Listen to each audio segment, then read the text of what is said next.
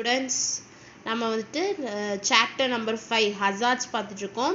So last கிளாஸில் வந்துட்டு இந்தியாவில் இருக்கக்கூடிய மேஜர் ஹசார்ட்ஸில் ஃபஸ்ட்டு 5 ஹசார்ட்ஸ் பார்த்தோம். ஸோ ஃபஸ்ட்டு earthquake பார்த்தோம், ஃப்ளட்டு பார்த்தோம், சைக்ளோன் பார்த்தோம், ட்ரவுட் அண்ட் லேண்ட்ஸ்லைட்ஸ் வந்துட்டு லாஸ்ட் கிளாஸில் பார்த்தோம். ஸோ அதுக்கு என்னென்ன காசஸ் எதனால் வந்துட்டு அது வருது, எந்தெந்த இந்தியாவில் இருக்கக்கூடிய எந்தெந்த ரீஜன்ஸில் வந்துட்டு அந்த மேஜர் ஹசார்ட் வந்துட்டு இருக்குன்னு பார்த்தோம். ஸோ இன்றைக்கி கிளாஸில் வந்துட்டு பேலன்ஸ் இருக்கக்கூடிய 4 ஹசார்ட்ஸும் அதை வந்துட்டு நம்ம எப்படி ப்ரிவென்ட் பண்ணலான்னு சொல்லிட்டு அந்த மெஷர்ஸும் தான் வந்துட்டு இன்றைக்கி கிளாஸில் பார்க்க போகிறோம். So first hazard 6th hazard, அதாவது இந்தியாவில் வந்துட்டு மொத்தம் 9 ஹசார்ட்ஸ் இருக்குது major ஹசார்ட்ஸ்னு.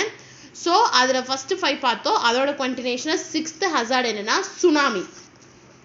So tsunami refers to huge ocean waves caused by earthquake, landslide or volcanic eruption. So tsunami அப்படின்னா என்னன்னா, இது வந்துட்டு ஓஷன்லேருந்து கிரியேட் ஆகக்கூடிய வேவ்ஸ், அதாவது வந்துட்டு அலைகள்னு சொல்லுவோம் தமிழில். எதனாலனா earthquakeனால, லேண்ட்ஸ்லைட்னால, வால்கானிக் எரப்ஷன்னால. ஸோ இந்த 3 நாளையும் வந்துட்டு ஓஷனில் வந்துட்டு ஹியூஜ் வேவ்ஸ் வந்துட்டு வரும். அதைத்தான் நம்ம என்னன்னு சொல்கிறோம்னா சுனாமி அப்படின்னு சொல்கிறோம். It is generally noticed in the coastal regions and travel between 640 and 960 km/h. So இது ஜென்ரலாக எங்கே இருக்குன்னா கோஸ்டல் ரீஜன்ஸ், நம்ம இந்தியாவோட கோஸ்டல் ரீஜன்ஸ் இருக்கும். என்ன ஸ்பீடில் இது ட்ராவல் பண்ணணும்னா 640 960 km/h. ஒரு ஹவருக்கு வந்துட்டு 640 960 km அந்த ஸ்பீடு வந்துட்டு அது ட்ராவல் பண்ணணும்னு சொல்கிறாங்க. Tsunami poses serious danger to the inhabitants of the coastal areas. So இந்த சுனாமி அப்படிங்கிற இந்த நேச்சுரல் ஹசார்ட் வந்துச்சுன்னா கோஸ்டல் ஏரியாஸில் இருக்கக்கூடிய ஹேபிட்டன்ஸ் எல்லாத்தையுமே வந்துட்டு இது வந்துட்டு அழிச்சிடும். அதான் சொல்கிறாங்க ப்ராப்பர்ட்டி, அதாவது பீப்புளோட லைஃபுக்கும் ப்ராப்பர்ட்டிக்கும் வந்துட்டு ஒரு பேர் அழிவை வந்துட்டு இது தரும் அப்படின்னு சொல்கிறாங்க. ஸோ இதுதான் tsunami. Tsunami is nothing but இது வந்துட்டு ஹியூஜ் ஓஷன் வேவ்ஸ் எதனால் கிரியேட் ஆகுதுன்னா earthquakeனாலையும் லேண்ட்ஸ்லைட்னாலையும் வால்கானிக் எரப்ஷன்னாலையும் வருது. ஸோ அதுதான் வந்துட்டு tsunami. Next hazardous waste. So இந்த ஹசார்டஸ் வேஸ்ட்னா என்னென்னா, the waste that may or tend to cause adverse health effects on the ecosystem and human beings are called hazardous waste. அதாவது hazardous wasteனா என்னன்னா, waste எந்தெந்த waste வந்துட்டு human ஹெல்த்தையும் எக்கோசிஸ்டத்தையும் affect பண்ணுதோ அதைத்தான் நம்ம என்னன்னு சொல்கிறோம்னா ஹசார்டஸ் வேஸ்ட் அப்படின்னு சொல்கிறோம். ஸோ ஹசார்டஸ் வேஸ்ட்னு பார்க்கும்போது 6 டைப்ஸ் இருக்குது. The following are the major hazardous waste. So first வந்துட்டு radio active substances, tools. Radio active சப்ஸ்டன்சஸ்னால் என்னன்னா, tools and unused fuel pipe of nuclear power plants. அதாவது நம்ம யூஸ் பண்ணக்கூடிய டூல்ஸ் அண்ட் இந்த நியூக்ளியர் பவர் பிளான்ஸ் யூஸ் பண்ணி அதை அன்யூஸ் பண்ணாமல் வச்சுருப்பாங்க அந்த பைப்ஸ். ஸோ அதுதான் வந்துட்டு ரேடியோ ஆக்டிவ் சப்ஸ்டன்சஸ் அப்படின்னு சொல்கிறாங்க. நெக்ஸ்ட்டு கெமிக்கல்ஸ்னு பார்க்கும்போது நம்மளோட ஆர்கானிக் அண்ட் இன்ஆர்கானிக் சிந்தட்டிக்ஸ்லாம் இருக்குல்ல, அதான் சொல்கிறாங்க. Synthetic organics, inorganic metal, salts, acids and bases and flammables and explosives. அதாவது கெமிக்கல்ஸ்னு பார்க்கும்போது மெட்டல்ஸ் இருக்கும், சால்ட்ஸு, ஆசிட்ஸு, பேசஸ்ஸு அண்ட் எக்ஸ்ப்ளோசிவ்ஸ்லாம் இருக்குல்ல, ஃபயர் கிராக்ஸ்லாம் இருக்குல்ல. ஸோ அதெல்லாமே வந்துட்டு இந்த கெமிக்கல் ஹசார்ட்ஸுக்கு கீழே தான் வரும். நெக்ஸ்ட்டு மெடிக்கல் வேஸ்டஸ்னால் வந்துட்டு அந்த மெடிசினல் லைனில் ஹாஸ்பிட்டல்ஸ்லேருந்து வரக்கூடிய வேஸ்ட் தான் வந்துட்டு மெடிக்கல் வேஸ்ட். அதாவது சிரஞ்சு அண்டு பேண்டேஜஸ்ஸு, அந்த டேட், அதாவது வந்துட்டு இந்த மெடிசன்ஸோட டேட் எக்ஸ்பிரி டேட் முடிஞ்சு அதுலேருந்து அதை வேஸ்ட்டாக போட்டாங்கன்னா அதை வந்துட்டு மெடிக்கல் வேஸ்ட்டுன்னு சொல்கிறாங்க. நெக்ஸ்ட்டு ஃப்ளேமபிள் வேஸ்ட்டுன்னு பார்க்கும்போது organic solvents, oils, plasticisers and organic sludges. So இதெல்லாமே வந்துட்டு ஃப்ளேமபிள் வேஸ்ட், அதாவது வந்துட்டு எரியக்கூடிய வேஸ்ட் அதான் சொல்கிறாங்க. இதான் வந்துட்டு ஃப்ளேமபிள் வேஸ்ட்டில் வரும். நெக்ஸ்ட் எக்ஸ்ப்ளோசிவ் வேஸ்ட் அப்படின்னு பார்க்கும்போது wastes resulting from ordnance manufacturing and some industrial gases. அதாவது இண்டஸ்ட்ரியிலிருந்து வரக்கூடிய கேஸஸ், அதாவது வந்துட்டு ஆர்டன்ஸ் மேனுஃபேக்சரிங்னா இந்த பட்டாசு அதெல்லாம் செய்வாங்களே, ஸோ அதிலிருந்து வரக்கூடிய கேஸஸும் இண்டஸ்ட்ரியிலேருந்து வரக்கூடிய கேஸஸ் தான் வந்துட்டு என்ன சொல்கிறாங்கன்னா எக்ஸ்ப்ளோசிவ்ஸ் அப்படின்னு சொல்கிறாங்க. ஹவுஸ்ஹோல்ட் ஹசார்டஸ் வேஸ்ட்டுன்னு பார்க்கும்போது நம்ம யூஸ் பண்ணக்கூடிய பெஸ்டிசைட்ஸ், அதாவது நம்ம கிச்சன் கார்டனுக்கு இல்லாட்டி வந்து நம்மளோட கார்டனுக்கு யூஸ் பண்ணக்கூடிய பெஸ்டிசைட்ஸ், அந்த வேஸ்டான ஆயிலு, நம்ம யூஸ் பண்ணக்கூடிய பேட்ரிஸ் அண்ட் ஹவுஸ்ஹோல்டு ஆட்டோமொபைல் பேட்டரியாகவும் இருக்கலாம், ஹவுஸ்ஹோல்டு பேட்டரியாகவும் இருக்கலாம். இதுதான் வந்துட்டு household hazardous waste. So hazardous waste அப்படின்னு பார்க்கும்போது 6 டைப்ஸ் இருக்குது. அதாவது வந்துட்டு எதை நம்ம ஹசார்டஸ் வேஸ்ட்டுன்னு சொல்கிறோம்னா, எந்தெந்த வேஸ்ட் வந்து எக்கோசிஸ்டத்தையும் ஹியூமன் ஹெல்த்தையும் அஃபெக்ட் பண்ணுதோ அது எல்லாமே என்னது ஹசார்டஸ் வேஸ்ட்னு சொல்கிறோம். இதில் வந்துட்டு 6 மேஜர் டைப்ஸ் இருக்குது. First one is radio active substance, second one is chemicals, third one is medical waste, fourth one is flammable waste, fifth one is explosives and sixth one is household hazardous waste னு சொல்லிட்டு 6 major types இருக்கு. So இதான் வந்துட்டு 7th major hazard in India.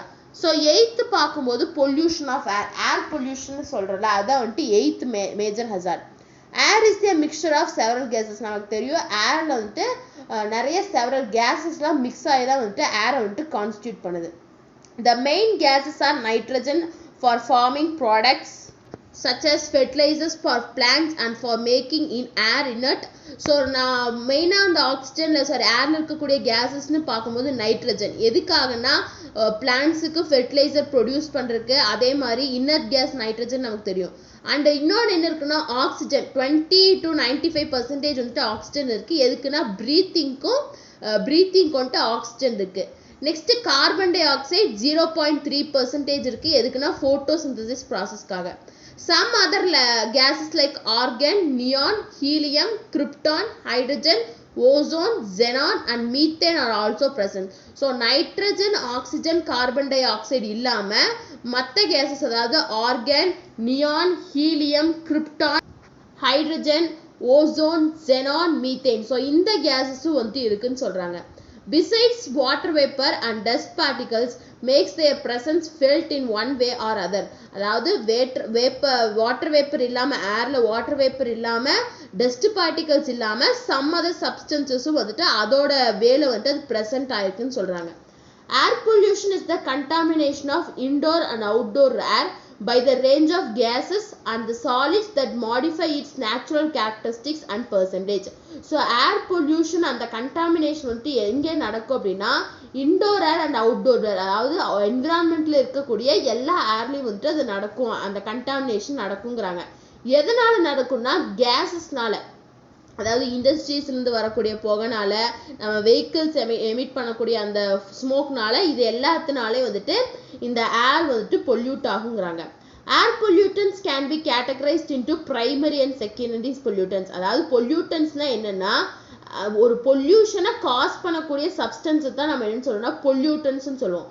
So அப்படி இந்த ஏர் பொல்யூட்டன்ஸை வந்துட்டு ரெண்டாக categorise பண்ணியிருக்காங்க.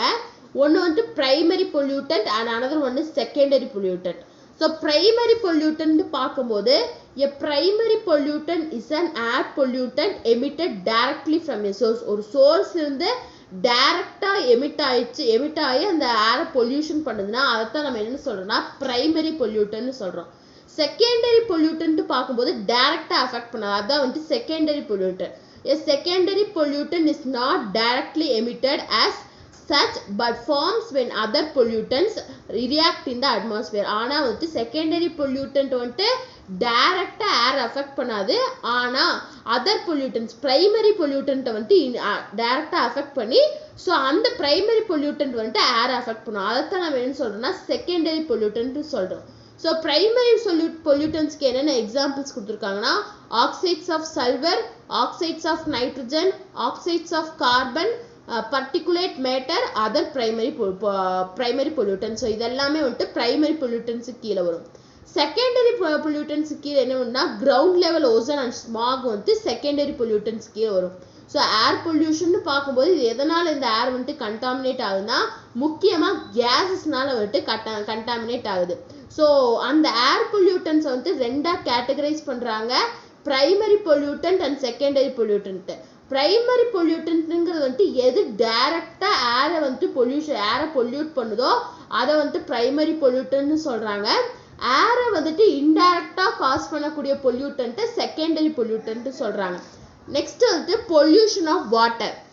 when water pollution may be defined as alteration in physical, chemical and biological characteristics of water which may cause harmful effects in human and aquatic life. So water pollution அப்படின்னு நம்ம எதை சொல்றோம்னா ஒரு வாட்டர்ல இருக்கக்கூடிய physical, chemical and biological characters வந்து alter ஆகும், change ஆகும். அதைத்தான் நம்ம என்னன்னு சொல்றோம்னா பொல்யூஷன், வாட்டர் பொல்யூஷன் சொல்றோம். ஸோ அப்படி ஆல்டர் ஆகும்போது அது வந்துட்டு ஹியூமனோட லைஃபுக்கும் அக்வாட்டிக்கோட லைஃபுக்கும் வந்துட்டு அக்வாட்டிக்னா வந்துட்டு வாட்டரில் இருக்கக்கூடிய ஆர்கானிசம். ஸோ அந்த ரெண்டையும் வந்துட்டு அஃபெக்ட் பண்ணும் அப்படின்னு சொல்கிறாங்க. அதான் வந்துட்டு வாட்டர் பொல்யூஷன் சொல்கிறாங்க. In India water pollution has been taking place on large scale since a long period. So நம்ம இந்தியாவில் வந்துட்டு வாட்டர் பொல்யூஷன் வந்துட்டு ரொம்பவே லார்ஜ் ஸ்கேலில் இருக்குது, லாங் பீரியட் முன்னாடி இருந்தே. Both surface and groundwater bodies are polluted to a great extent.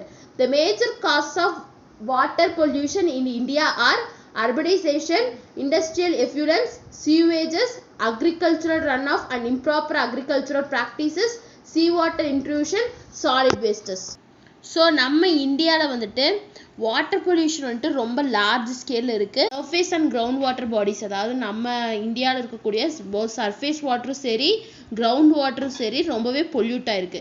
இதுக்கு மேஜர் காசஸ் என்ன அப்படின்னா அர்பனைசேஷன் வந்துட்டு ஃபஸ்ட்டு காஸ். நெக்ஸ்ட்டு இண்டஸ்ட்ரீஸ், அதாவது நம்ம இண்டஸ்ட்ரீஸ்ன்ட்டு வரக்கூடிய லீக்கேஜஸ் வந்து முக்கியமான gas. Next sewage and drainage. So sewage and drainage system ப்ராப்பராக இல்லாதனால நம்மளோட கிரவுண்ட் வாட்டர் வந்துட்டு அஃபெக்ட் ஆகுது. நெக்ஸ்ட் அக்ரிகல்ச்சரல் ப்ராக்டிசஸ், ஸோ அதில் ஏதாச்சும் தப்பு ஏற்பட்டுருச்சா.